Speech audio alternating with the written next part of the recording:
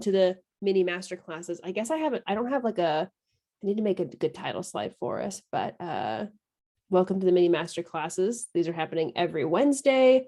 It's predominantly me and my colleague, Michael Bangs, but we have a couple of guest speakers. Last week was Colin Studybaker. For those of you that attended, or if you missed out, be sure to email us and try to get a recording. He talked about multi-tracking with waves. So today, though, we are talking about AHM over a wide area network, or phonetically AHM or AHM WAN, something like that.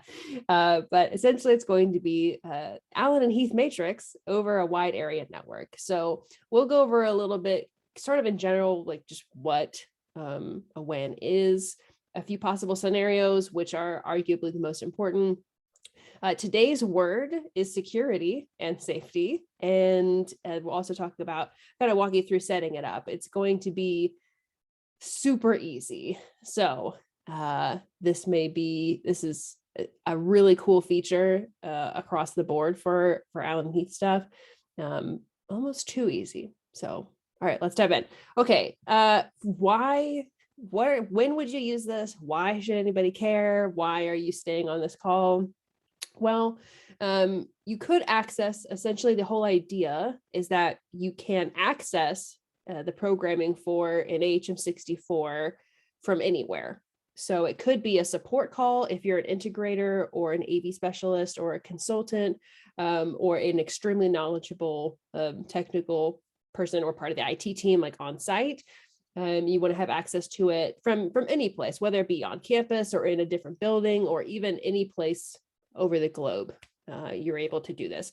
So supporting an AHM in a different building, maybe you want to check on an AHM in a different country because you're, a globe traveler, and maybe you want to do checking on an AHM that way, or you want to do some remote console switching, which is kind of big if you happen to want to have control over just using AHM for like literally switching consoles between things. You could do it that way.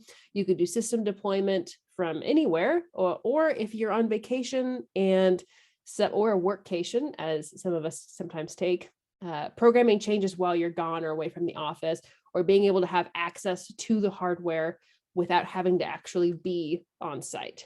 Really key ones. Okay, so a little bit about a WAN. And as it often comes up in these mini master classes, the new Dante certifications that they just re-released are fantastic. And they will go over quite a bit of some of this information. If you're really into this, you could get into Cisco training and get your certifications that way. But just as a general idea, a WAN is a wide area network. You can kind of consider this maybe like a network of networks. That is what the internet is, after all. But really, in its like most simple form, a wide area network is really just a network over a large geographical area as it's defined. But that could be a very large building. It could be a campus, or it could be like the whole idea of the public internet as we know it. It's essentially just two local area networks. Like it's blurred out right now, but my lab setup at home is a local area network. I have my SQ, my DLive, my Avantis, my AHM, and my computers for work all connected to one another. That is a local area network. We're all physically close to each other and everything is talking to one another. If I wanted to connect my little setup here with my neighbors across the street, because for some reason they also had a ton of Allen Heath gear, or they had a server that I wanted to access, connecting to them, that could then be considered a wide area network. So I want you to really think of this as a WAN being, yes, I cannot physically go and plug in my Ethernet cable directly to it, but I still want to have access to it. That's how we're going to kind of approach WAN, but it's very scalable. So couple of I cannot stress this enough.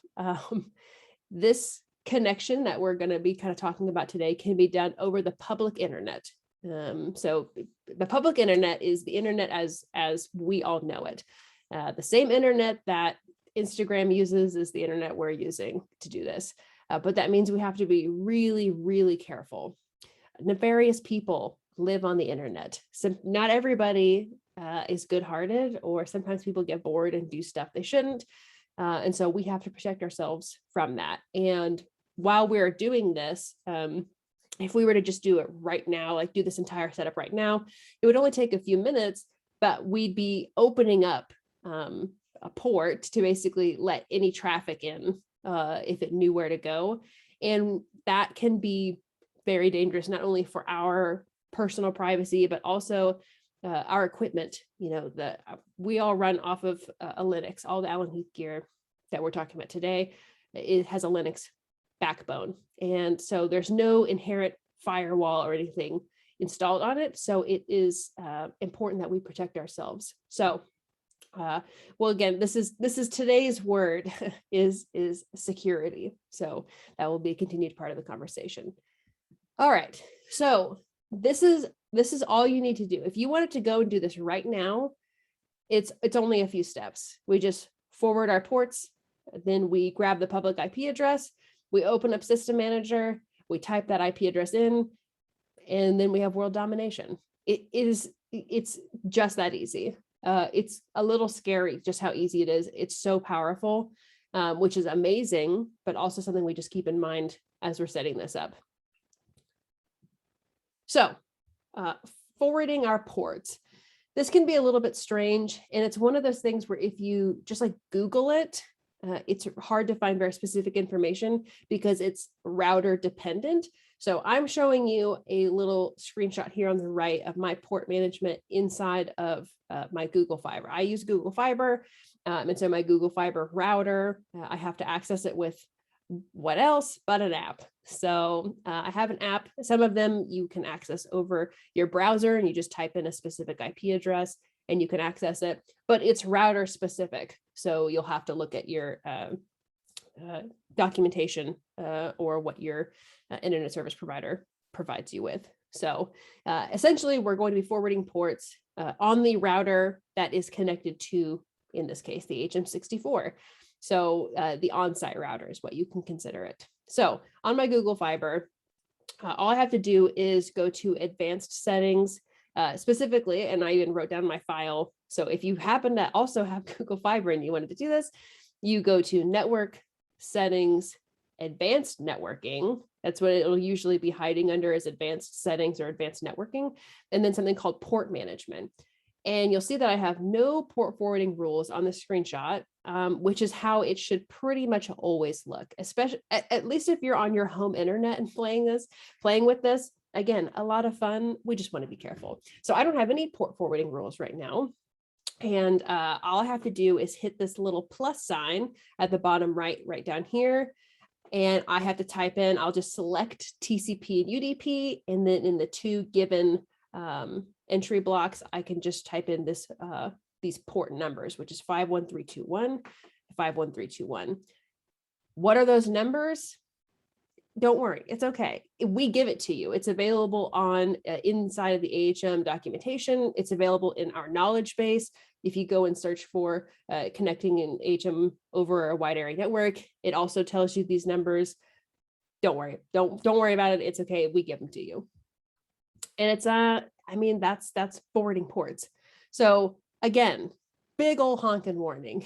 So the whole premise of doing port forwarding is we're essentially saying everything that's coming in here into this particular port, I want you to forward to this specific device. So you'll actually choose the device that you want to assign to it. So if I click the add a rule, and it'll say like, okay, well, what device did you want to attach it to? I'd pick my HM64, and then I would type in 51321 to 51321, and I'm opening up traffic from the public internet to my HM64. On one hand, super cool. Other hand, scary. So we are straddling this line of awesome and dangerous, which is often where the fun lives, is right in between that. So again, very accessible, but don't forget that you've made this rule. Don't leave this open. As soon as you're done doing this, delete the rule or turn it off if you're able to. So let's say we've made the rule, we typed it in, allegedly this is going to work. Then all we have to do is go into System Manager and grab the public IP of the location of where the HM64.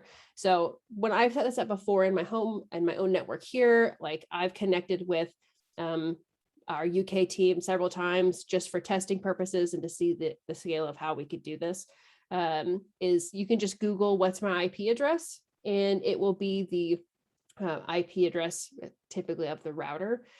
So you all have to do is open up System Manager, type in that IP address right down here where it says connect by IP address. And if you guys aren't familiar with System Manager, I don't have it, you could go download it right now. It's free. It runs on Mac or Windows, and you can run it offline, or if you have an HM on the network that you can see, you can connect to that, or you can do what we're doing.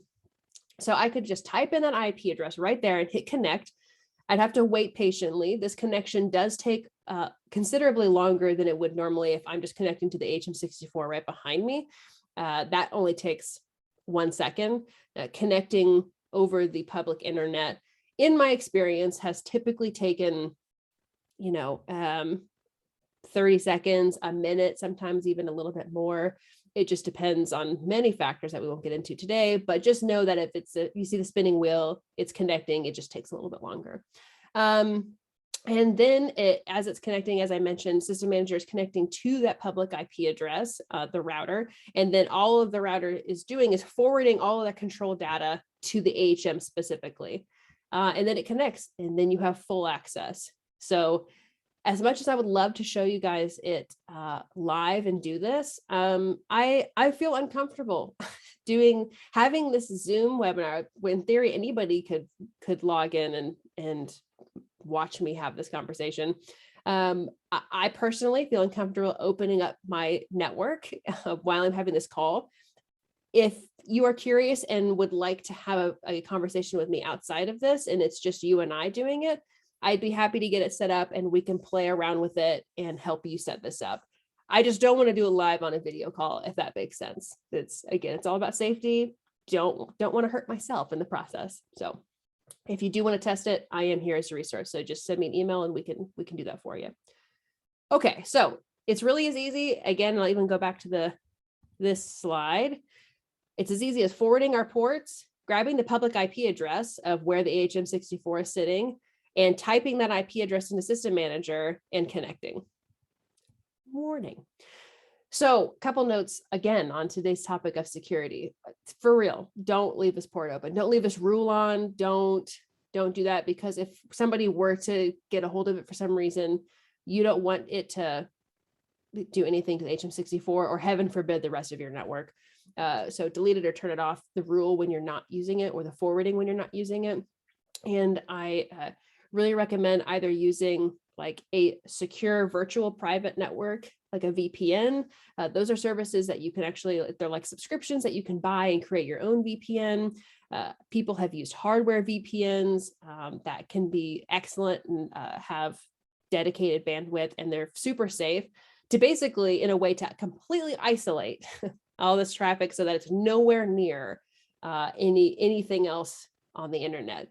Or secure VLANs, which is a virtual local area network, so that only specific or specified devices are seen. So we have a lot of different ways to kind of protect ourselves, but as the only 100% way to guarantee that nothing is going to happen is using something that's called a remote desktop. So this isn't as like space agey or networky fun as connecting just directly System Manager on our computer to hardware sitting in Timbuktu. But this is a very safe and secure alternative. It's just using remote desktop. And I'm certain a lot of you have heard of remote desktop of some kind. But for those that haven't, it's essentially a way to view and access a desktop or a screen or a computer located someplace else. Like there are whole companies exist just on the premise of making remote desktop. And there's a lot of different companies. Team Viewer is one. I'm certain whatever ones you guys may be using, feel free to put those in the chat, because I'd love to see if you guys are using those, what you guys are using. But if you wanted to use something like an Intel NUC or an NUC or other small board computer running Mac OS or Windows, you could in theory do this. I've had setups before where I would use remote desktop just so I would have wireless connection someplace. So I would use, it was a different setup, but it was much older technology and I had to use remote desktop. It was quite clunky at the time. But I would essentially have a laptop directly connected to some very old hardware. So I could still have access to the hardware. And then I would use a remote desktop to access that laptop because the hardware itself didn't have access. So in this alternative, you would have an Intel NUC or perhaps like, what's the Mac version? The Mac minis, that are just like little computers in a little box. Sitting in the rack connected to the HM64 or that network in the rack. And you'd have System Manager on that. And you would just have access, either throttled access or full access, depending on how you have it set up, to System Manager. And then you could program and do things at your will. So again, this is a really cool way of having this extremely, like truly getting control from anywhere. And depending on how advanced you'd like to make this, or how much access you'd like to have, or how much access you'd like to give other people, sometimes remote desktop is the best option. So what about audio? So we can see custom control and we're seeing System Manager, and we're sending control data over it. But the audio itself is not coming over. If we wanted to do that, that's a bit of a separate setup and is perhaps an idea if you guys would like to see that, a conversation for another mini masterclass of getting this audio over the internet sort of idea. So separate setup, typically people will use Dante. Colleagues of mine who have set this up before have typically used Unity Connect, which is not the cheapest option possible, but essentially runs off of the backbone of Dante to send audio channels over the internet to a specific location.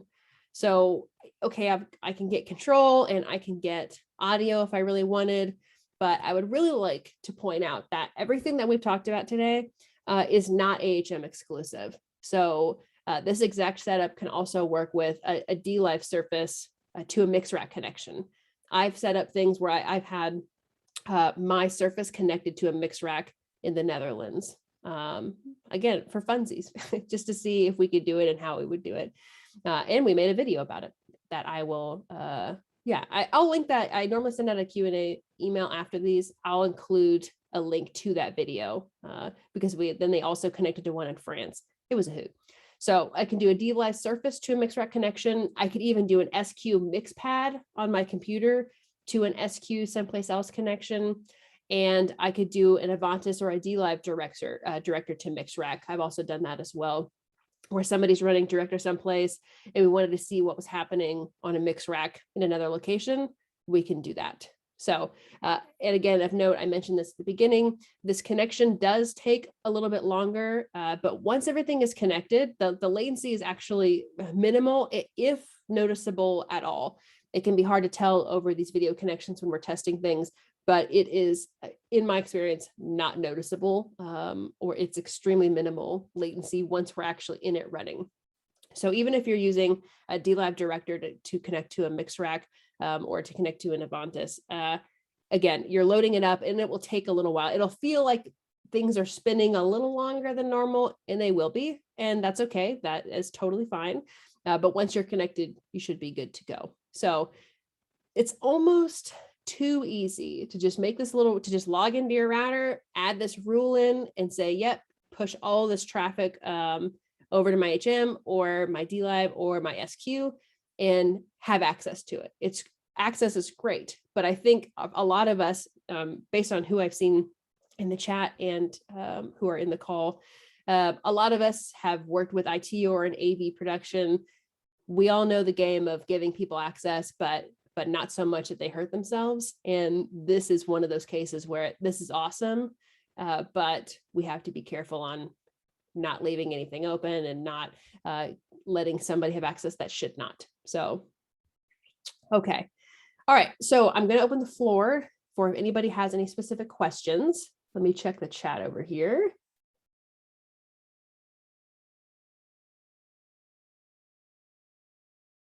Okay, yeah. I had one question saying some clients are concerned about this or mixing from a remote location because it is high risk, and people can be unfriendly on the internet. And I would say yes, yeah, a lot. And I think it's good that our customers or our clients have hesitancy doing this, because it should really be for specific reasons. But I think we've especially shown in the last 18 months that we don't have to be someplace to make things happen. So for instance, it's really big, particularly as it relates to like D-Live setups, where they'll have a mix rack on location and a corporate or a broadcast mixer will be completely offsite someplace else mixing, and they'll have little near fields and they'll be mixing the whole show that way. It's a way to give access to get kind of the best audio engineers that we have to offer without having to pay for them to be on set. And so, yes, there is risk, but that's also why we have those security features where we're doing things like having a hardware or secure VPN helping us. And then that connection is a lot more secure, and we don't have to worry about people having access to things that they should not. So yeah, it's definitely, I wouldn't spec this on every project, but it's really good to know that this is an option for us. And not just with AHM, it's with most of our equipment, at D-Live, Vantas, and SQ, and AHM 64, we can have access over the internet if we need to, or if we would like to, or we want to have support if we're not around physically. We're able to do that. But yes, that's an excellent point. Any other questions? Anything you guys are curious about? This is like, it's hard to dig too far into this and start when we start peeling off layers, it gets really Cisco-y, networky extremely quickly. But I think it's getting started. I think that it's kind of, you could say that it's the same about audio. It's easy to get started, but to go in any higher level than just getting started, you have to get a lot more information to really start understanding things. And this is just like that. It's a lot of fun. If you guys, again, want to test it out with me just to see it happening, then we can have a safe connection between, a limited connection with just you and I. So I'm not on video call opening things up. What if the device is behind a corporate firewall router? Yeah, you will have to work with the IT team to work out how to get it through. They may have a better option for it, or they may only be comfortable using something like where are you hiding it? The Intel, like doing remote desktop, something like that. But the corporate firewall router is going to be the biggest obstacle, and there's no getting around working with them. So, but they should have the information on being able to set this up if they'll allow it to set it up.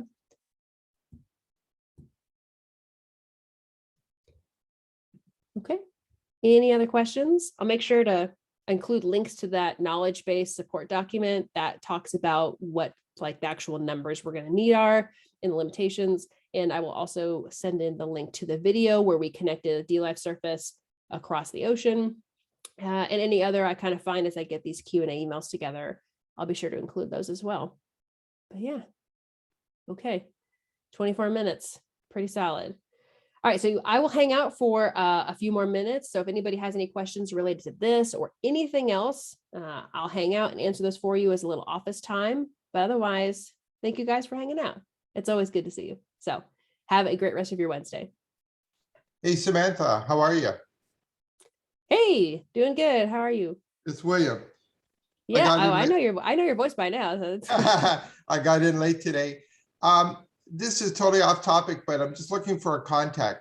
I've got a friend of mine who got a really good deal on the QU24, but he got it for like $600 because 4 faders, I think they've been bent.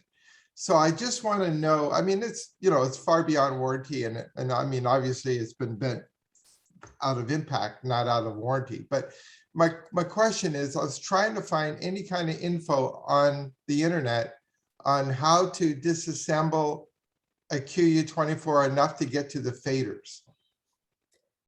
That's a good question. Our support team would know best. If you, let's see, I bet if you send it to, gotta spell things right.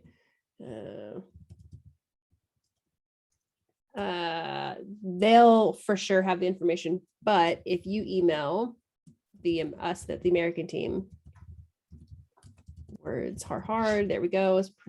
Either one of those, we can get answers for you. It may be difficult to get in. I'm not sure. I've never tried to crack open a Yeah, Q24. I mean, I am an electronics guy. I mean, I've had a long Yeah. career as electronics, so I'm not Mhm. worried about, knowing what a motherboard or a daughter board is, but Right. No, I'm but I Yes. just want to get to the son of a gun so I can help them fix it. yeah. Yeah. So any information to be had, it'll be at those two email addresses. They'll be able Okay. they may be able to share with you. So Thank you kindly. yeah. Yeah, no problem. Thank you, Jeff. Appreciate it. My mic sounds good. Thank you. It's an Earthworks mic, so of course it's going to be good. But all right, let's see. Les says, "I'll be content to go on location instead of managing issues remotely." That is 100% fair, Les. There's always the people touch, the human touch, going in and doing it ourselves. There's not going to be a replacement for that. But sometimes we have to do things, or if heaven forbid we have another pandemic and we have another once in a century pandemic, this is an excellent option. So okay, great, still got plenty of people. So yep, again,